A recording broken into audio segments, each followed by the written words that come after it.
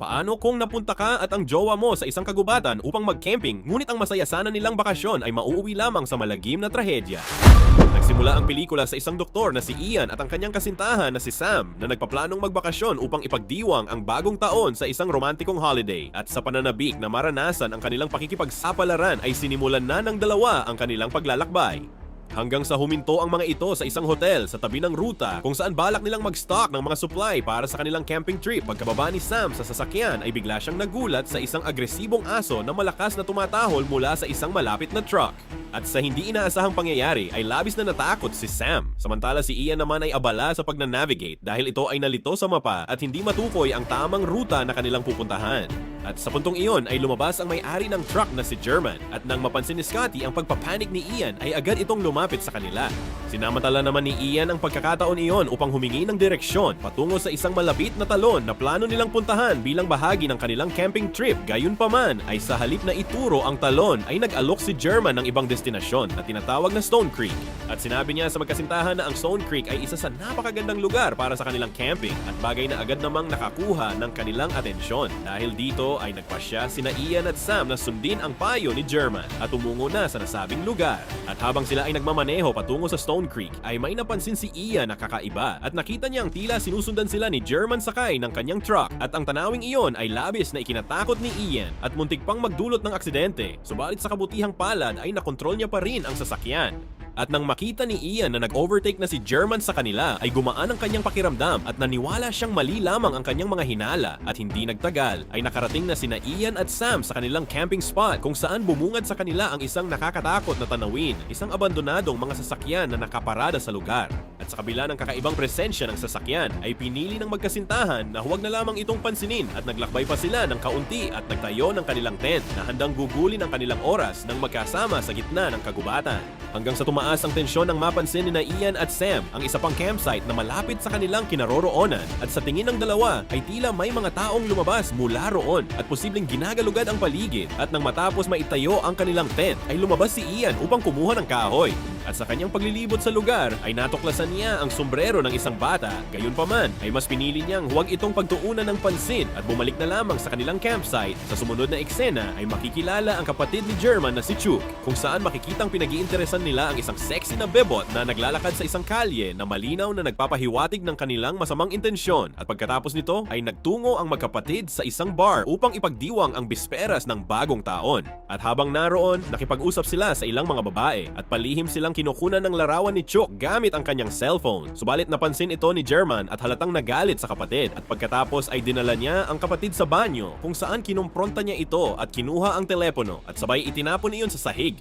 At sabay sinabihan niya si Chuck laban sa ganong mga gawain at idinagdag na ang mga katulad na pag-uugali ay ang minsan ng naging dahilan kung bakit siya nakulong ng ilang taon. Samantala sa kagubatan ay lumabas si Ian mula sa kanyang tent upang umihi at napansin ang mga ingay na nagmumula sa isang kalapit na tent. At dahil sa kanyang pagkamarites ay nag-imbestiga ito at natuklasang hinalungkat ng mga baboy ang mga natirang pagkain sa kabilang tent kung saan nagkatotoo ang kinakatakutan ni Ian nang siyasatin niya ang kanyang sasakyan at madiskubreng may butas ang isa sa mga gulong nito. Kinabukasan ay sinimula na ni Ian ang pagpapalit ng gulong ng kanyang sasakyan dahil plano na nilang umuwi sa araw na iyon habang si Sam naman ay nagsisimula na rin sa pag-iimpake ng kanilang mga gamit. At sa sandaling iyon ay may isang batang lalaki na naglalakad sa likuran ni Sam habang ito ay umiiyak ngunit hindi niya ito napansin hanggang sa ito ay nadapa sa lupa. Kalaunan nang pumasok si Sam sa tent upang kunin ang mga natitirang gamit ay sa wakas ay nakita na niya rin ang maliit na bata na sumusunod sa kanya.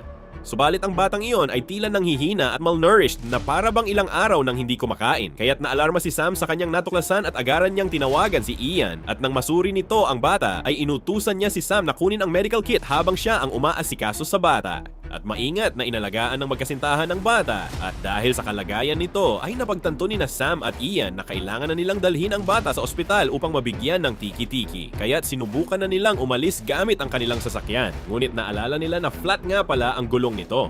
Dahil dito ay nagpasya si Ian na gamitin ang katabi na nakaparadang sasakyan. At ilang saglit lang ay biglang dumating si Chuck sakay ng kanyang truck at nag-iwan ng sulat para kay German na nagsasabing umalis siya upang mangaso. At nang matapos basahin ang sulat ng kanyang kapatid, ay nagpasya si German na sundan ito sa paniniwalang magdudulot na naman ito ng problema. Samantala, nang lumapit sina Ian at Sam kay Chuck upang humingi ng tulong ay ipinaalam nila sa kanya ang tungkol sa batang kanilang natagpuan.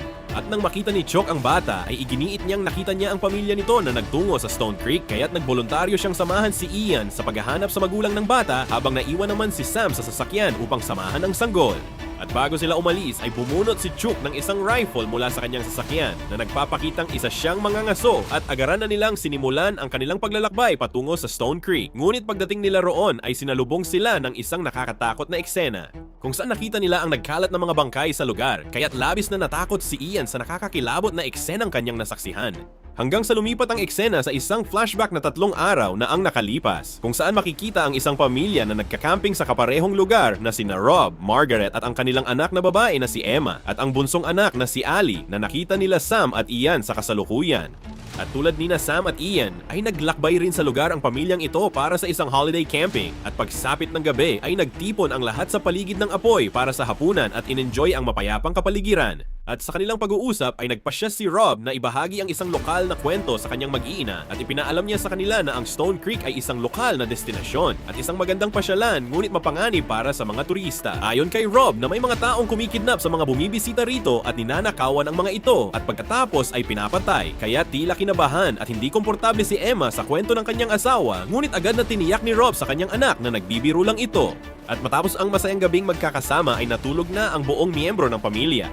Kinabukasan ay nagpasya sina Rob at Margaret kasama ang kanilang bunsong anak na si Ali na mag-hiking at bago umalis ay kinuhanan sila ni Emma ng litrato para sa kanilang family picture habang si Emma naman na ayaw sa hiking ay mas piniling manatili sa kanilang campsite. Subalit di nagtagal at habang mag-isang nakatutok sa kanyang cellphone ay napansin nito ang mga kakaibang ingay na nagmumula sa mga halaman sa kanyang likuran. At dahil sa sobrang takot ay naghanap siya ng santuwaryo sa pamamagitan ng pagtulog sa kanilang sasakyan. Gayunpaman ay nabulabog ang katahimikan ng campsite nang dumating ang dalawang ungas na lalaki na walang iba kundi sina German at Chuck kasama ang kanilang aso na nasa loob ng isang hawla.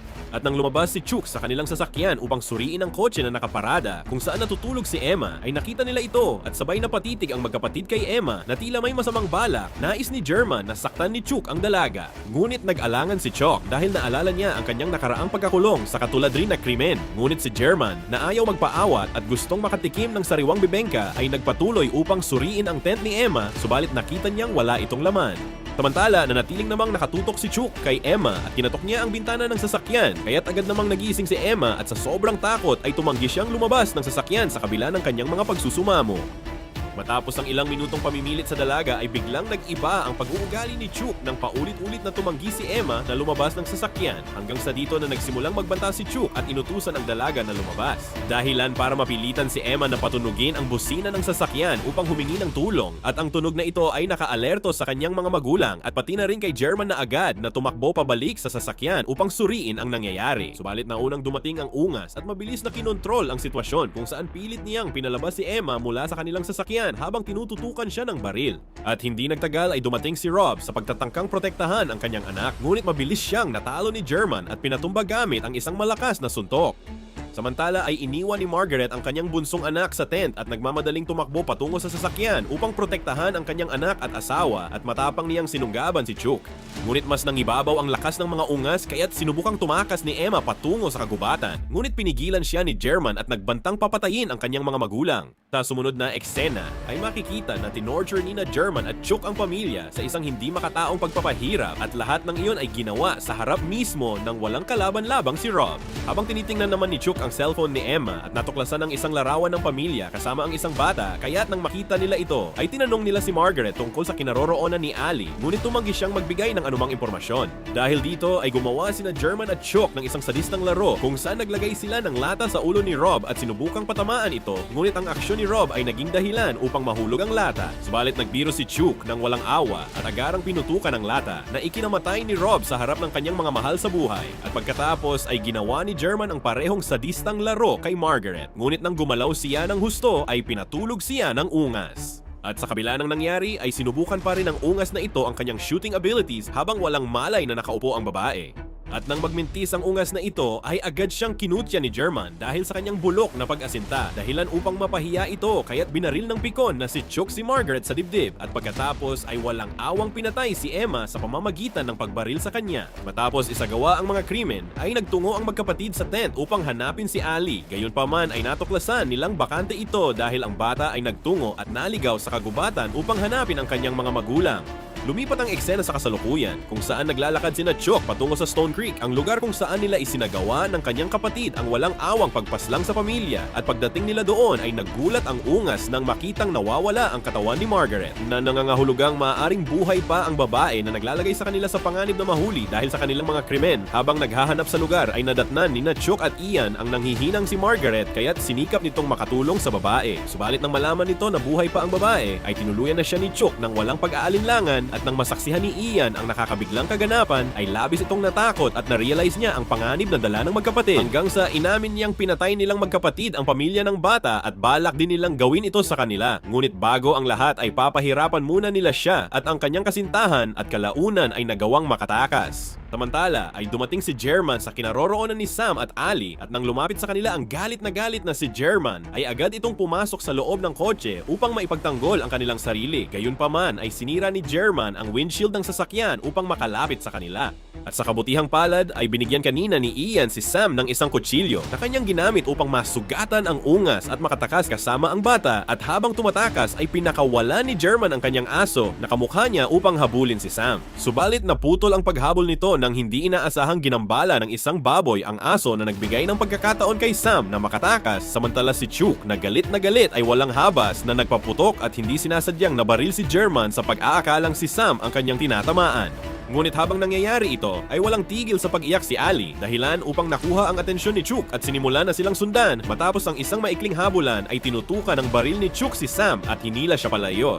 At ilang saglit lang ay nakarating na si Ian sa pinangyarihan at nagbabalak gamitin ang baril ni German. At nang naghanda na ito upang barilin si Chuck ay bigla itong umatras nang mapansin niyang papalapit na ito. At halatang balisa si Chuck dahil sa kaganapan at hindi makapaniwalang nabaril niya ang sariling kapatid dahil sa kanyang katangahan. At habang naririnig niya ang pag-iyak ng bata ay tila nagalit si Chuck dahil sa malakas na pag-iyak ni Ali at sa pilitan niya itong kinuha mula kay Sam at itinapon sa lupa at agarang bumalik sa kanyang kapatid. At sa kanyang pagdurusa ay hiniling ni German kay Chuck ang isang kamatayan. Noong una ay tila nag-aalangan si Chuck sa kagustuhan ng kanyang kapatid, ngunit kalaunan ay pumayag din siya sa pakiusap nito at tuluyan na niya itong binaril. At matapos nito ay mas tumindi pa ang kasamaan ni Chuck nang magpasya siyang isama at pahirapan si Sam kung saan itinali niya ang babae sa parehong lokasyon kung saan nila dating pinatay ang pamilya ng bata at nagbantang papatayin siya kapag hindi lumabas si Ian. Pagkatapos nito ay sinimulan niyang lasunin si Sam, ngunit bigla siyang nagbago ng plano at nagpasyang dalhin siya sa kanyang sasakyan. Samantala ang naduwag na si Ian na nakaligtas sa kaguluhan ay natagpuan ang susi ng sasakyan ni German sa katawan nito. At sa kagustuhang makahingi ng tulong ay nagmaneho siya patungo sa istasyon ng pulisya at iniwan si Ali na mag-isa sa kakahuyan at nang makarating na ito ay isinumbong ni Ian sa mga autoridad ang tungkol sa sinapit ng isang pamilya na nag-udyok sa mga opisyal na mabilis na kumilos upang hanapin si Chuck at Sam. Samantala, habang nagmamaneho sina Sam at Chuck ay nakakita si Sam ng pagkakataon upang ma-distract si Chuck kung saan paulit-ulit niya itong ginambala hanggang sa nagdulot ng isang aksidente at bumangga sa isang puno.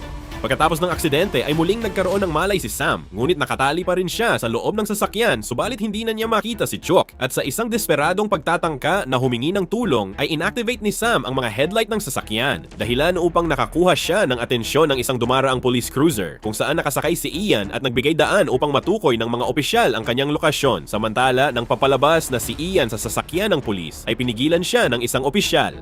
At pagkatapos ay nagtungo na ang mga ito kasama ang kanyang partner na pulis sa pinangyarihan. Subalit bago pa man sila makalapit kay Sam ay tinambangan sila ni Chuck at ang dalawang responding pulis ay agad niyang napatumba. At sa gitna ng putukan ay tinamaan si Ian ng bala sa balikat na lalo pang nagpalala sa sitwasyon at sa isang desperadong hakbang ay ginawang bihag ni Chuck sina Ian at Sam habang tinututukan sila ng baril at inutusan si Sam na magmaneho ng sasakyan. At habang nagmamaneho ay tinanong ni Sam kung nasaan si Ali kaya't ipinaliwanag ni Ian na labis ang kanyang pagsisisi nang iwan niya ang bata dahil sa kanyang pagmamadali upang humingi ng tulong, ngunit hindi nagtagal ay lalo pang tumaas ang tensyon. Nang maisip ni Sam ang isang delikadong plano at upang matapos na ang bangungot na ito ay biglang pinabilis ni Sam ang sasakyan at ang pagkilos na ito ay nagdulot ng matinding pagpanik ni Chuck. hanggang ang sasakyan ay tuluyang bumangga at tumaob sa kagubatan. Sa sumunod na eksena, habang wala sa tamang ulirat sina Ian, Chuck at Sam ay nagkaroon ng isang mainit na rambulan ang Ungas at si Sam. At dahil sa pagkahilo ni Chuck ay sinamantala ni Sam ang pagkakataon nang kumuha siya ng isang mabigat na bato at paulit-ulit na pinukpok nito si Chuck hanggang sa mabasag ang kanyang ulo. At sa huling eksena ay makikita sina Sam at Ian na tuluyan ng nakasurvive sa kagubatan at nagpapahinga sa isang ospital na kapwa halatang na trauma sa nangyaring trahedya hanggang sa lumipat ang eksena kay Ali na naiwan sa kakahuyan kung saan nakita siya ng aso ni German. At nagpapahiwatig na ang tapat na aso ay handang protektahan ng bata hanggang sa dumating ang tulong. At dito na nagtatapos ang pelikula. Nagustuhan nyo ba ang ating movie recap? Kung ganon ay huwag nyo namang kalimutang mag-like, share, and subscribe. Maraming salamat sa panonood. Take care always!